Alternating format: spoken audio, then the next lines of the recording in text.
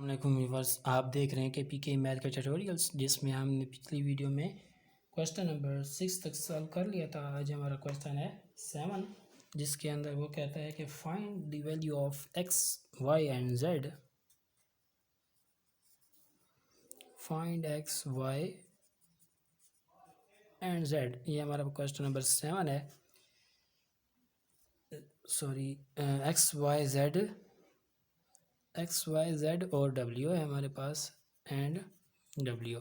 तो इनकी हमने वैल्यूज़ फाइंड करनी है, जबकि वो हमारे पास कहता है कि 3 XY ZW ये मैट्रिक्स हमारे पास इक्वल है X6 -1 2W plus 4X + Y 3 + W and 3। तो ये हमारा क्वेश्चन है। हमने यहाँ इस क्वेश्चन को सॉल्व करना है और यहाँ से हमने x y and z W की वैल्यू को फाइंड करना है। तो चलिए इस मेरा साथ दीजिए और इस क्वेश्चन को हम सॉल्व करते हैं। तो ये स्टार्ट हो गया हमारा इसका सॉल्यूशन। तो फर्स्ट ऑफ ऑल हम इसके अंदर 3 को मल्टीप्लाई कर देंगे, तो ये हो जाएगा हमारा 3x 3y 3z and 3W। इसके बाद क्योंकि हमारा दरमियान में ऑपरेशन एडिशन का है, तो हम एडिशन परफॉर्म करेंगे। तो हर टर्म को दूसरी टर्म के साथ ऐड करेंगे, यानी x प्लस हो जाएगा 4 के 6 ऐड हो जाएगा x प्लस वाई के, -1 ऐड होगा 3 + W के, एंड 2W ऐड हो जाएगा 3 के साथ। तो ये हमारे पास हो जाएगा 3x 3y 3z 3W is equal to x + 4 6x 6 + x + y, ये माइनस का 1 है, ये प्लस का 3 है, तो ये हमारे पास आ जाएगा 2 + W एंड 2W + 3। क्योंकि ये इक्वल मैट्रिक्स हैं, तो इसकी ये टर्म इसके इक्वल होगी, ये इसके इक्वल होगी according to equality of matrix. तो ये हमारे पास इनकी इक्वेशंस बनेंगी, यानी 3x is equal to x + 4। इसी तरह हमारे पास 3y, इसको हम इक्वेशन नंबर 1 का नाम देते हैं। इसके बाद हमारे पास 3y is equal to 6 + x + y, इसको हम इक्वेशन नंबर 2 का नाम देंगे। 3z हमारे पास इक्वल होगा 2 + W के, इसको हम इक्वेशन नंबर 3 का नाम देंगे। और इसी तरह हमारे पास 3W इज इक्वल टू होगा 2W + 3 के।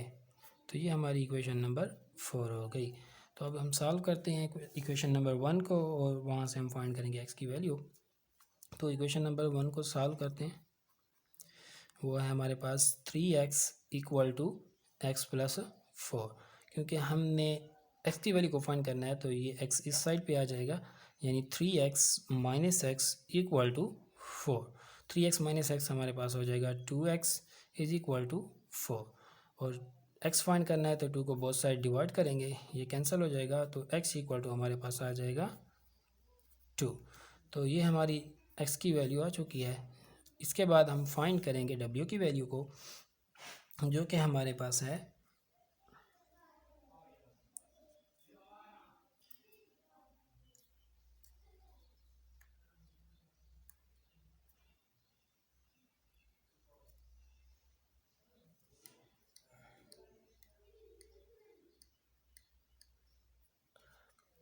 जो कि हमारे पास है इस 3 इक्वेशन क्वेश्चन नंबर 4, जिसमें हमारे पास 3W is equal to 2W + 3 के। ये जब 2W इस साइड पे आ जाएगा, तो 3W - 2W is equal to 3, और 3 - 2 हमारे पास 1 आता है, और साथ W है, तो W इज इक्वल टू 3। तो ये x और W की वैल्यू निकल आई है। इसके बाद हम फाइंड करेंगे वैल्यू z की। तो z की वैल्यू को फाइंड करने के लिए हम इसकी वैल्यू को इक्वेशन नंबर w की वैल्यू को इक्वेशन नंबर 3 में पुट करेंगे।